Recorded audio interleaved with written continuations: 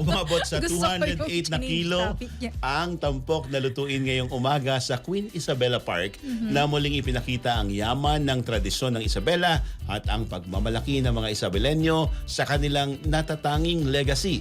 At syempre, para ipatikim yan sa atin, sabi sa'yo, papatikim sa atin ang masarap na pansit na yan, narito ang FYI report ni Teen Matro. Abante Radyo Live Report. Francis, umabot nga sa 208 kilos ng giant pancit kabagan ang pinagsaluhan ng mga Isabelenyo kahapon na umaga sa Queen Isabella Park, Capitol Compound bilang bahagi ng selebrasyon na nagtatampok sa kultura, pagkakaisa at natatanging lutuin ng lalawigan.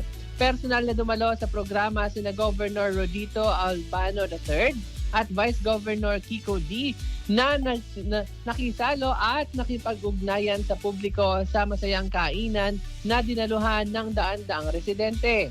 Ang pansit kabagan ay isang kilalang delicacy ng bayan ng Kabagan, Isabela.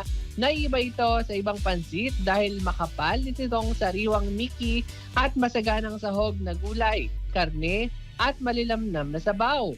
Ayon sa kasaysayan, nagugat ang pansit sa impluwensya ng Chino noong panahon ng kalakalan at kalaunan ay inangkop ng mga Isabelenyo.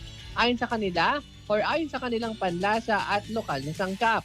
Simbolo ang pansit ng mahabang buhay at pagsasama-sama, dahilan kung bakit ito tampok sa mga pagdiriwang at mahalagang okasyon sa lalawigan. Sa pamamagitan ng giant pancit kabagan, muling ipinakita ng Isabela ang yaman ng kultura at tradisyong patuloy na ipinagmamalaki ng mga Isabelenyo. Para sa FYI, Teen Matro, Abante!